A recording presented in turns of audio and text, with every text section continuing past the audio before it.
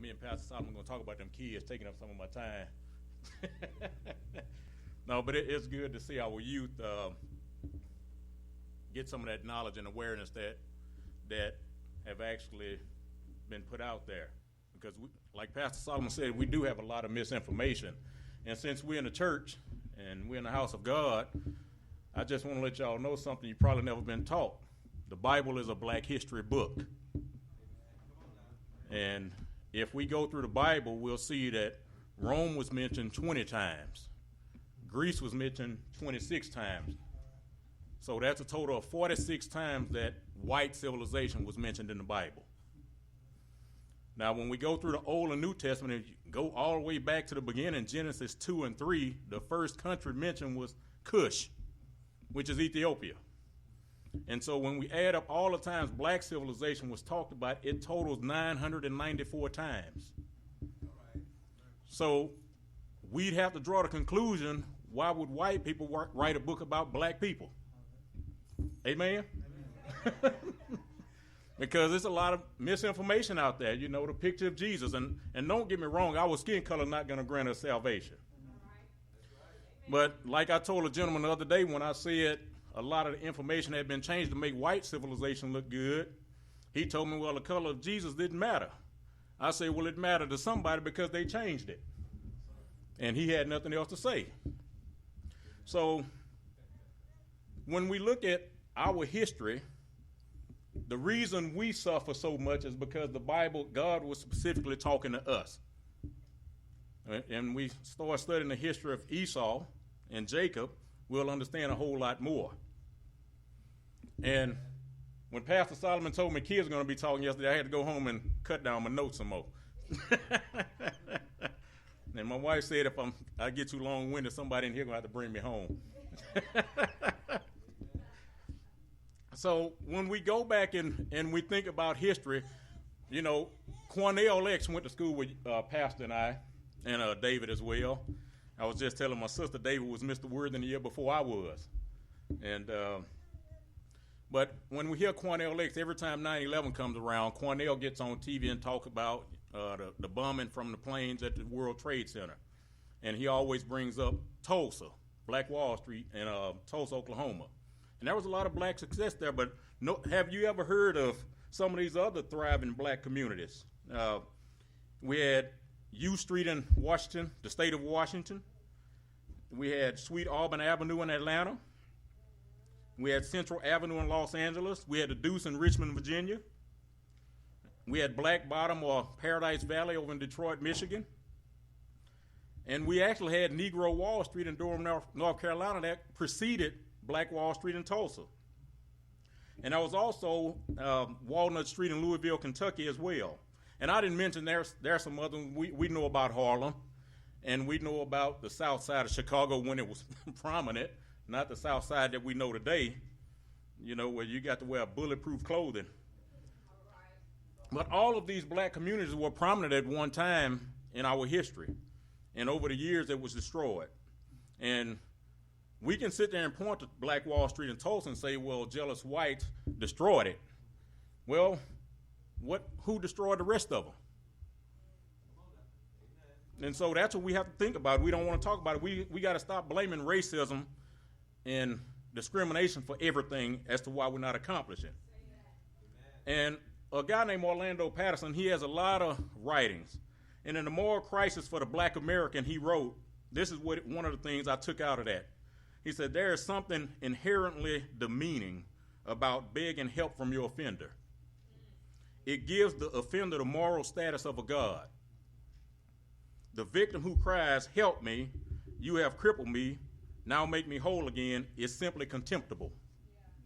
And there was another gentleman, a white guy named Ben Klassen, who wrote a book called A White Man's Bible. Now, y'all don't have to go read it. The book is about 700 pages long.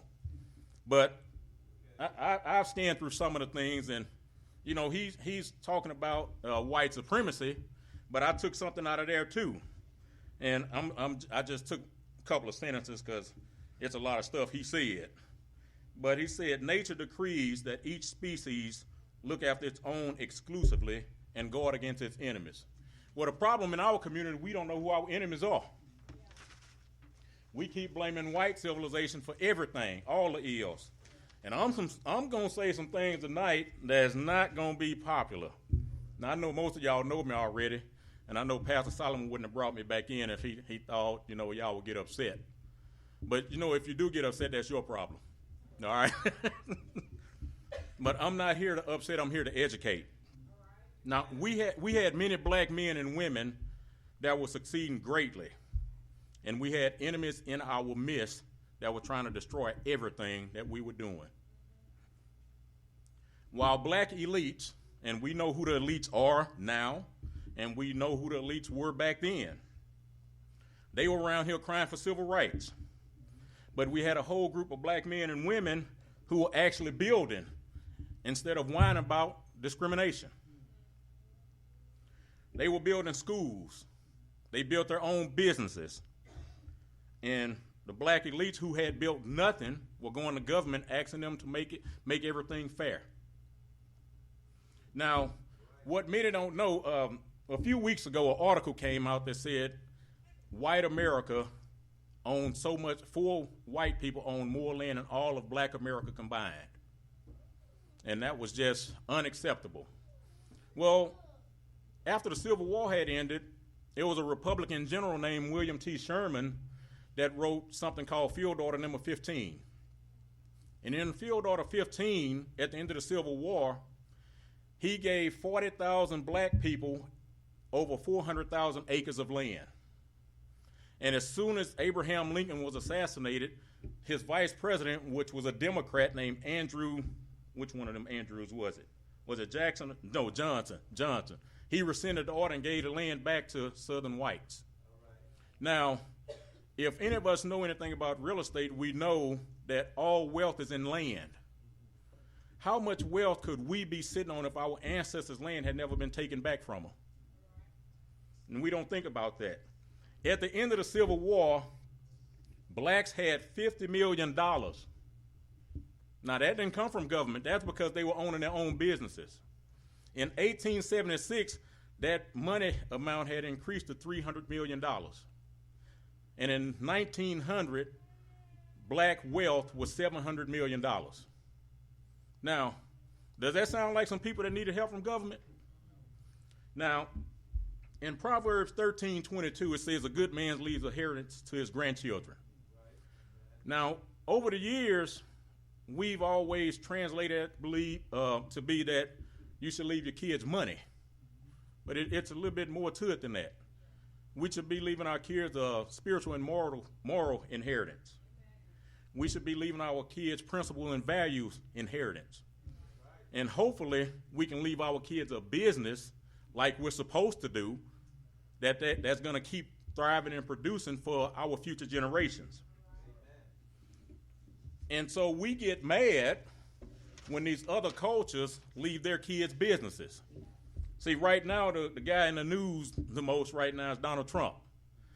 Most don't know, even though he's a real estate mogul, his daddy left him that. Bill Gates' mother was on the board of IBM when he sent that software program to IBM. So we need to be able to open the door for our own descendants. Now, there's nothing wrong with having jobs. I'm not saying that.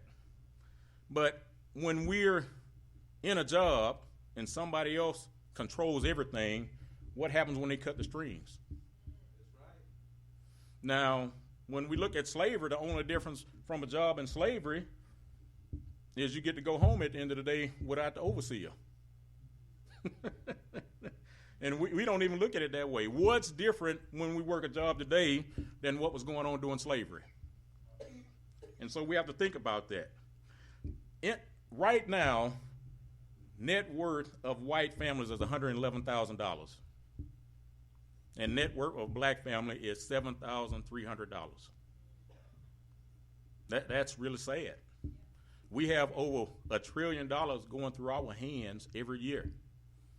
And we put nothing back for our future generations. We do nothing because we're consumer-based people.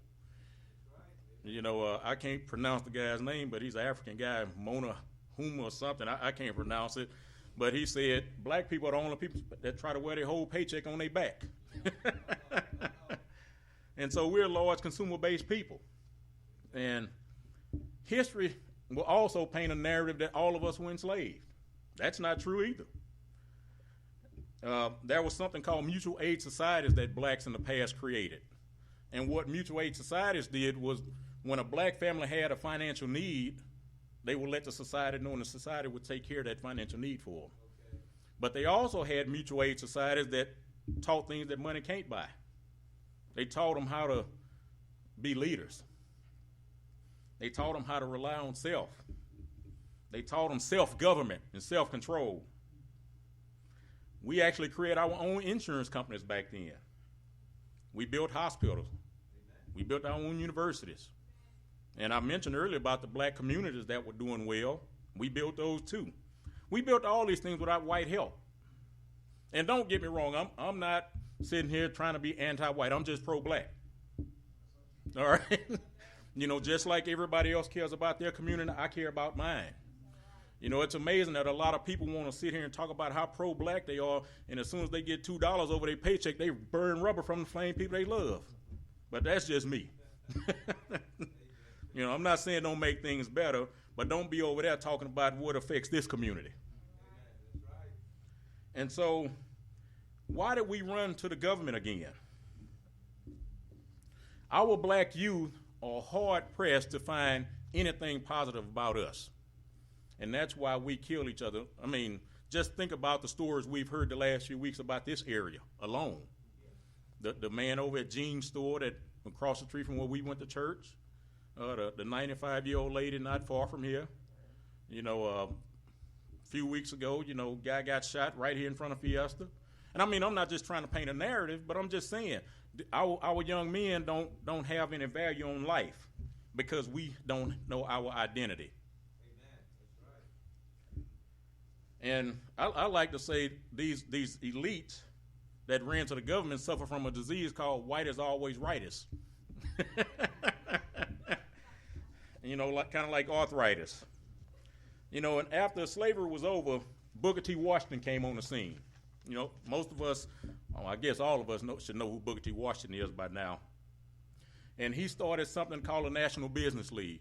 And what he was doing, he was teaching blacks about relying on self and not begging government for help.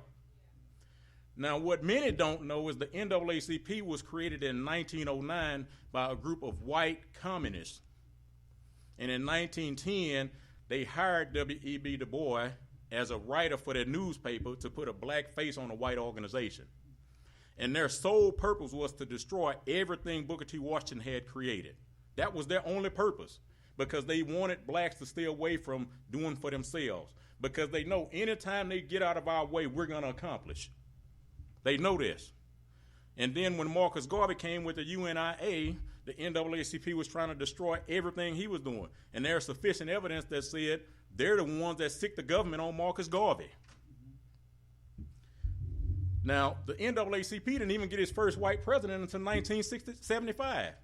They had been in existence for 66 years, but they called themselves a black organization. Every president up to that point was an open and known communist. Every president.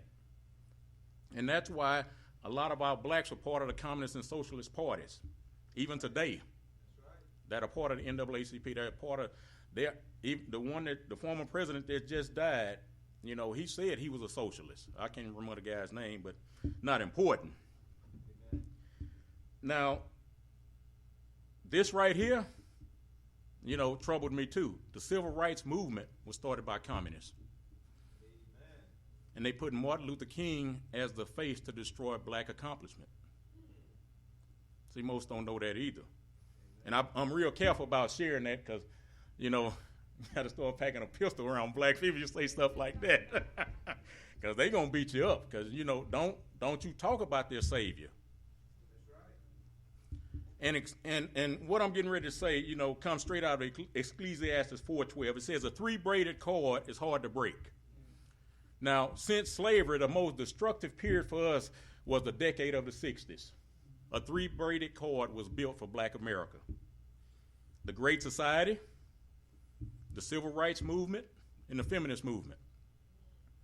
And in 1961, A guy named Carlton Putnam wrote an article, Race and Reason, a Yankee Review. And he had this to say: the only sense in which equality can coexist with liberty is in the sense of opportunity. In any other sense, if men are free, they won't be equal. And when men are equal, they won't be free. And what are we still crying about as black people? Reparations. Reparations. Reparations. Well, Deuteronomy 28:68 said no man will buy you. That means man ain't coming to save us. The reason we still in our place is because we turn away from God, even though we go to church.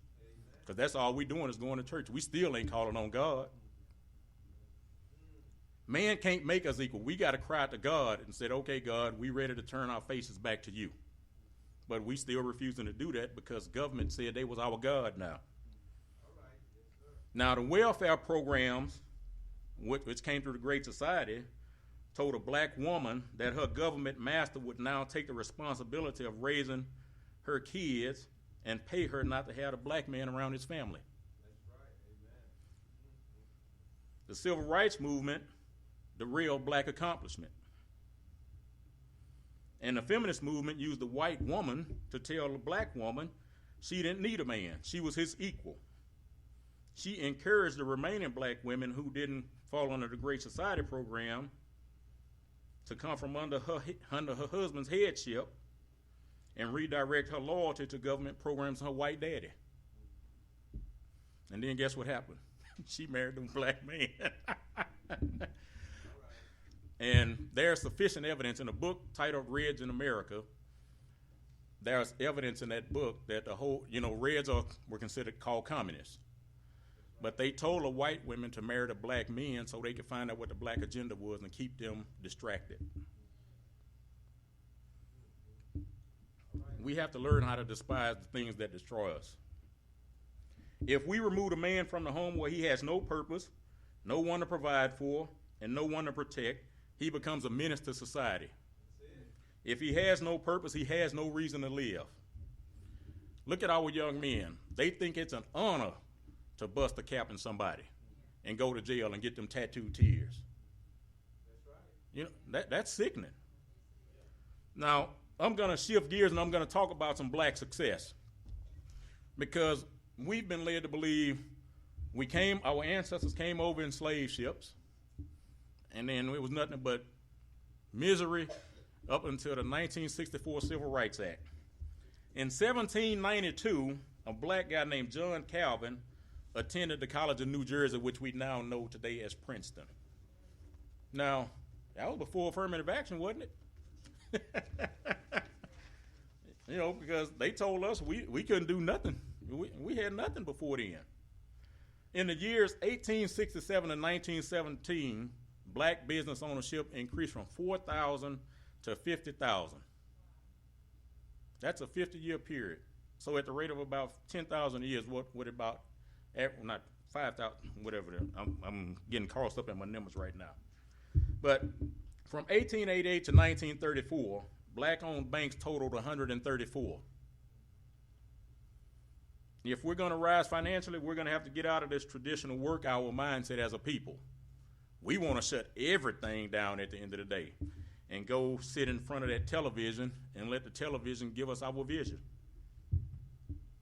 We have this mentality in our culture that business ownership is for whites and other foreign ethnic groups. We got to replace that mindset. We are the biggest employers in our community. The only problem is we're employing other people. At the end of the day, they take all of the dollars that we give them to their families and their communities. So why are we allowing them to deplete our communities? Because we don't know any better. This actually increases our unemployment. After all the supposed legislation that's been out there, who is still the highest group of unemployed people in America? It's us. They send their children to private schools. They take their family on nice vacations every year. Many times, they won't even speak English when they're taking your money. I remember I was up in Richmond, Virginia, coming from a function. I see a couple of guys in here that was with me up there. And I had returned the rental vehicle, and I got to the counter, and there were two ladies of European descent up there speaking in their language. And I said, hey, As long as I'm up here and I speak English, y'all better speak English to me. Well, they shut up. They ain't talk no more. Now, they probably talked about it when I walked out, but I didn't care. Now, many of us have heard of Madam C.J. Walker, right? You know, we know she built a fortune in cosmetics. Now, what we didn't know who her mentor was, and her mentor was a lady named Annie Turnbow Malone. And before launching her own company, she spent a year under Miss Malone's direction. Now, Miss Malone was so rich, she was considered to be the wealthiest black person in America in the 1920s. In 1924, her income tax bill was $40,000. Now, that's almost 100 years ago, so can you imagine what that would be today? That tells you what kind of money she had. She gave money to many charities, universities, and every year, as long as she had the money, she would pay for college tuition and the full ride for 2 black students to every black university in America. So she had to have some money. And in 1926, she was employing 75,000 people. Now, how could a black person do that if things were so bad? I mean, now don't get me wrong, we still had some things going on around the country. You know, I'm not going to ever take that away. But in spite of that, how did this woman accomplish this? Because she was self-reliant.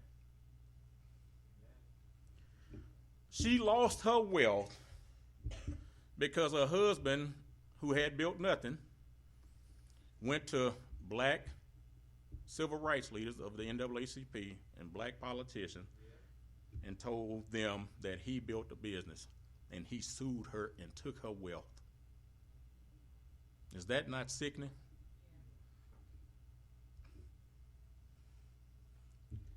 She will be classified as a millionaire today when we adjust for inflation. Now, in 1919, Madam C.J. Walker's company was valued at $1 million.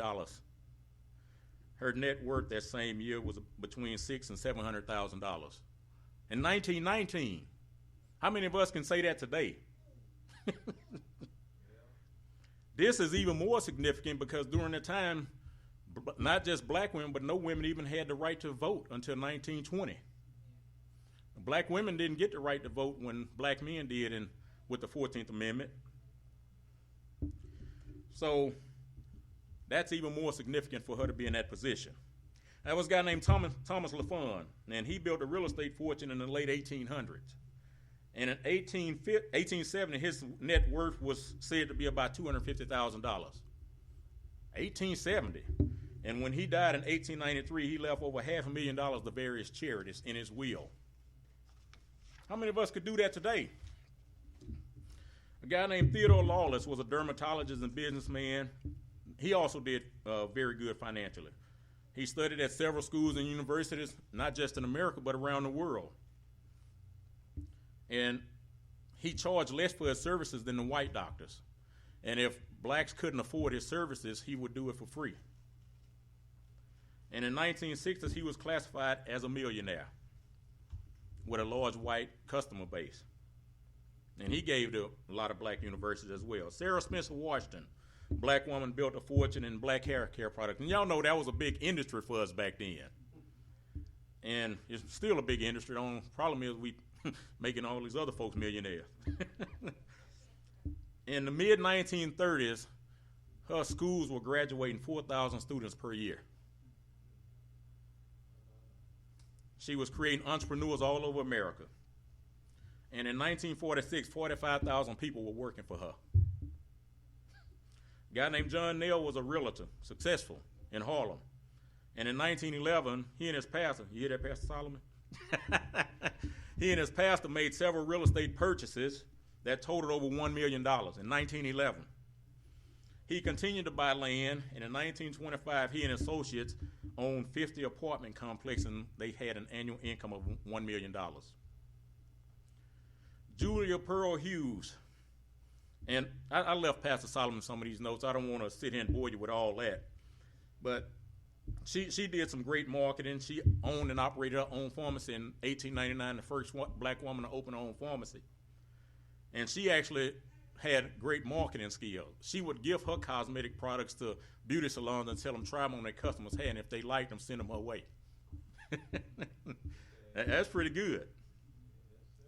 What better way to promote your products than to give them away for free like that in a situation like that? Because like I said, that was a big industry for us as a people. So you got Madam C.J. Walker and Miss Malone. That's some stiff competition right there. And Robert Cole bought a funeral parlor in the late 1920s. And in 1940, the company income was over $600,000, and in 1945, it was $1.3 million. There's a lot of black success that we haven't been taught. We've been taught that we've been victims forever. Norman McGee found the first black-owned brokerage firm on Wall Street in 1952. He wanted blacks to take a more active role in the stock market. He even established a mutual fund for black community only. And the Empire Savings and Loans was a black-owned and operated financial institution in 1911, founded by Herbert Chauncey. And he was able to ask his friends for $100,000 to get up, started, and running.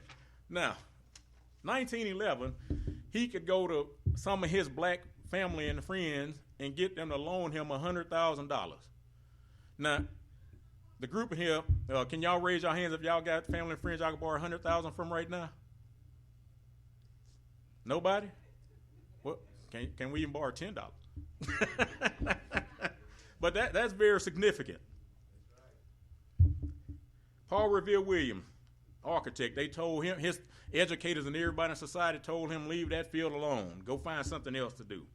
He was told whites would never do business with him and blacks didn't have the money to do business with him. Well, he built he designed Saks Fifth Avenue, MCA Studios, Palm Springs Tennis Club, Golden State Mutual Life Insurance Building, and he built houses for Lucille Ball and Desi Arnaz, Frank Sinatra, Bill Bojangles Robinson, just to name a few, since white people weren't going to do business with it.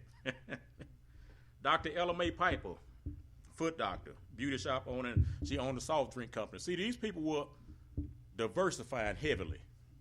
They were all about not worrying about somebody else doing for them. And she actually helped students attend college out of her own personal wealth. John Day started a cabinet making business in 1820. And I'm not trying to bore you, I just want to give this education to you, this information about our history. In 1820, now if all of us were slaves, how did they start a cabinet making business? I actually have a video on my YouTube channel called Free Blacks Who Own Slaves, so y'all know it wasn't just white people.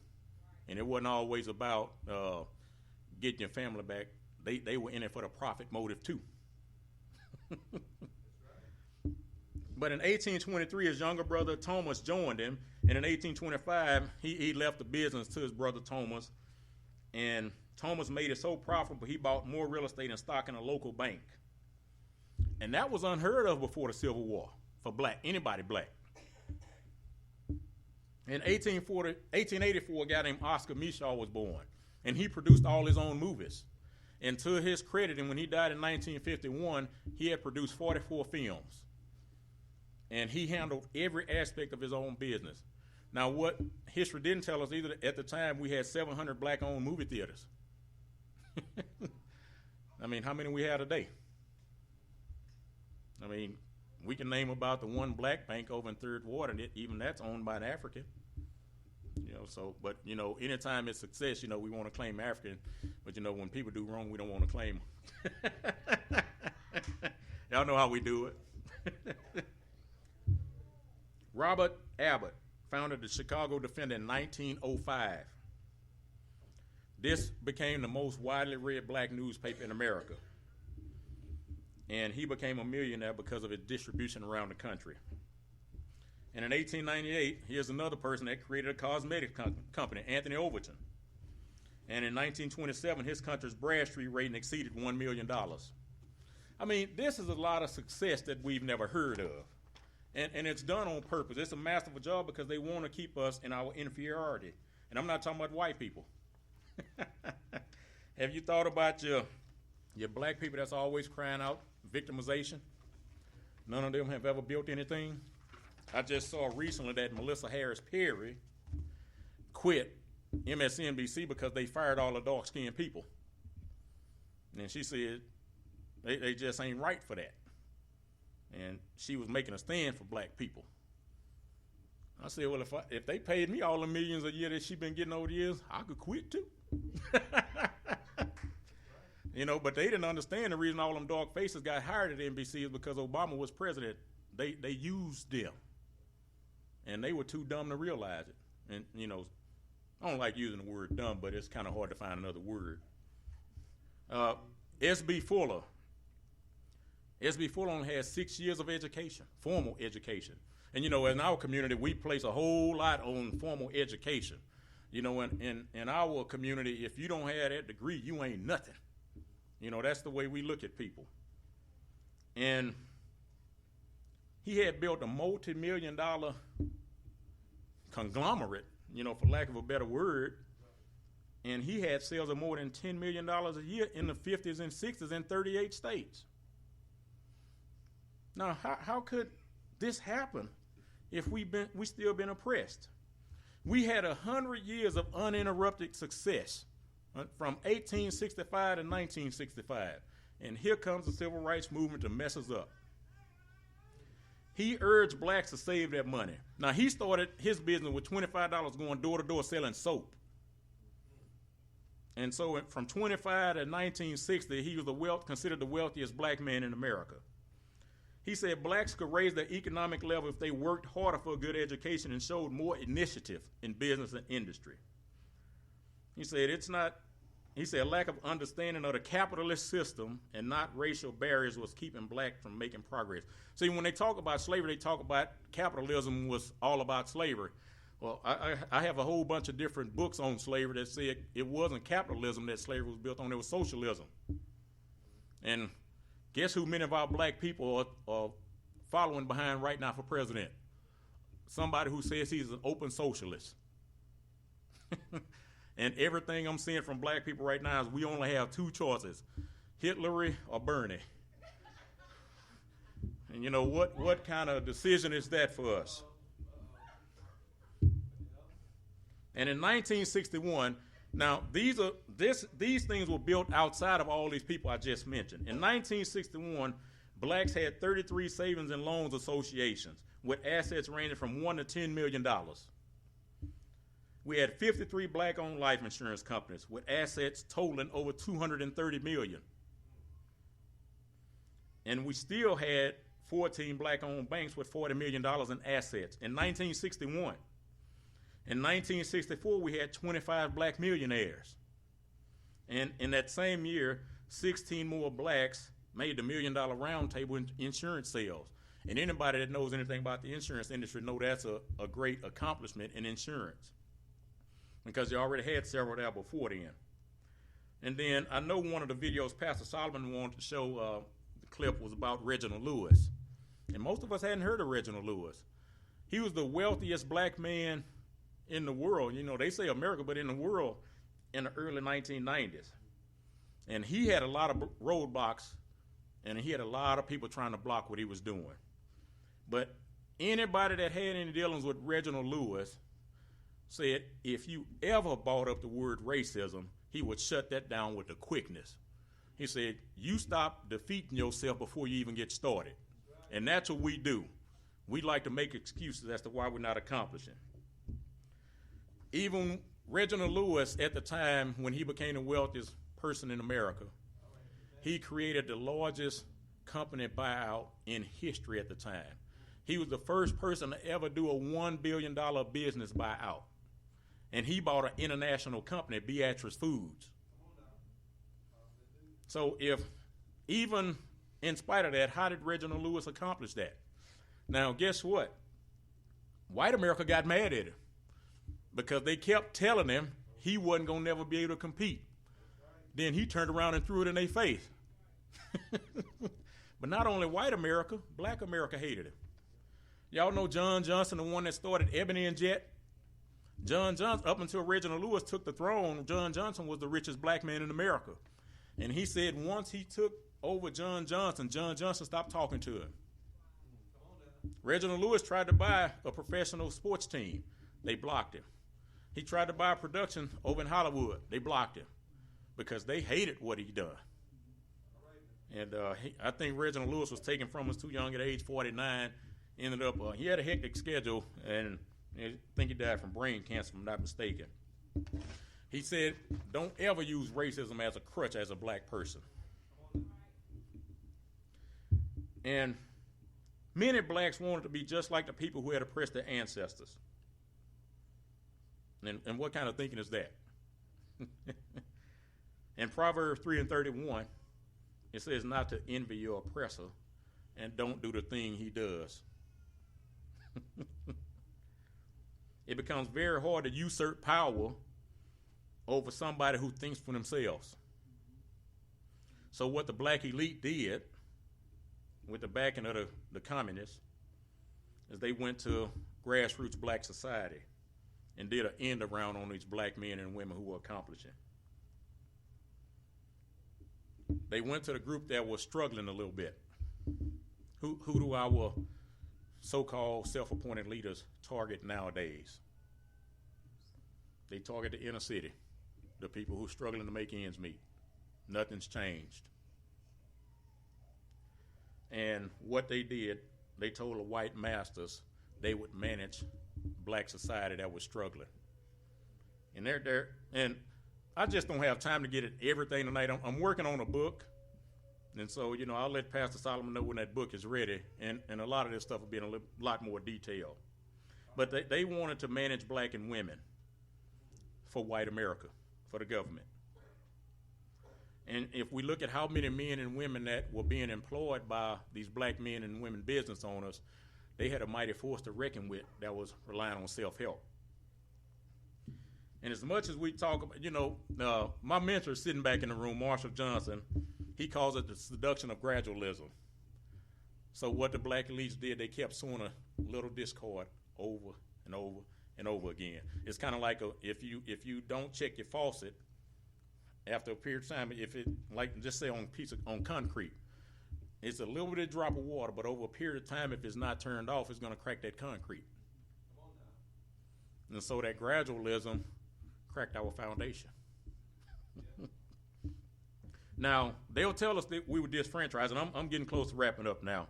Y'all hear the pastor say that all the time, huh? But blacks had the right to vote in the late 1700s in some states. Maryland, Connecticut, New Jersey, and Delaware had given blacks the right to vote in 1776. Pennsylvania and New York in 1777. Massachusetts in 1780. And New Hampshire in 1784.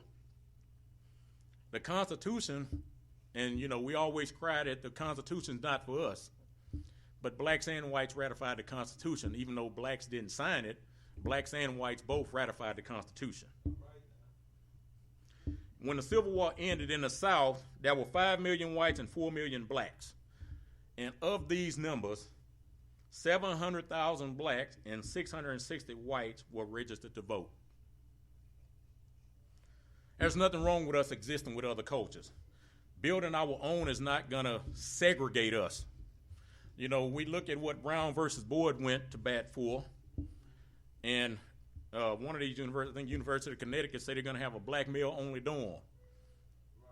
So what kind of thing is that we fought to be integrated to be segregated? I don't understand that.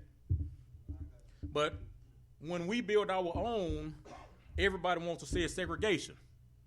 We got Chinatown over on the southwest side of Houston. Are they considered segregationists? Maryland area is considered largely fake Jewish. Are they considered segregated? No. So building our own is not going to say segregation. We can be autonomous without being segregated. And so when it's all said and done, we're the only people that try to make our agenda look like everybody else's. Nobody wants their agenda to look like ours. Now the women trying to look like our women now, but that's a whole nother story. And according to William Darity, the relative position of blacks has not changed economically since the March. And if you find out who was really behind the March, you start thinking differently. Certainly poverty has declined for everybody, but it has declined in a way that the proportion of blacks to whites who are poor is about the same as it was 50 years ago. Have we progressed? From the period 1970 to 2001, elected black officials grew from 1,500 to more than 9,000. And in 1924, at the NAACP convention, James Weldon Johnson said, the whole purpose of this organization is to secure more political positions for blacks. So we have a whole bunch of political appointments, but what else do we have to show for civil rights? And when we understand civil rights, we understand that was segregation. But, like I said, it's a whole nother story. Political positions and appointments always slow the progress in our community, in any community. How many other cultures do you see really focusing on politics other than the white America? Those foreigners don't worry about that. You know what they worried about? Capital accumulation, economics. And we sitting around here bickering over who gonna oppress us most, the Republicans or the Democrats. We still begging government to make man's heart right, and government can't do that. But since we made government our God, we think he can. And I want to close with one of the best stories I ever heard on motivation. And I heard a guy named Mickey Hamlet tell this story years ago. And he said a guy used to work the graveyard shift. And on the way to work, he used to pass the cemetery all the time. And he knew if he took a shortcut through the cemetery, he could cut 30 minutes off his walk time. And so the first night, he ran all the way across. And the second night, he slowed down a little bit, and he said, oh, man, this ain't so bad. So every night, he just started walking through the cemetery. Well, one day it had rained. And what he didn't know was they had dug a hole for a funeral the next day. And so he's walking through the cemetery, and he fell in the hole. The ground is wet. He can't claw his way out of there because the ground's wet. So he's screaming, somebody help me, but graveyard shift, nobody's out that time of night. Somebody help me, get me out of here, please. No, nobody came. What he didn't know, another guy walked that same path every night. And when the other guy walked through, he fell in the hole too. And the other guy started screaming and clawing, somebody help me, get me out of here, get me out of here. And so after a while, he gave up. He said, man, I'm going to never get out of this hole. And a voice came from the other side of the grave hole, said, yes, you can. And the other dude got out. So we just have to find a sufficient motivation. That's it for me this evening.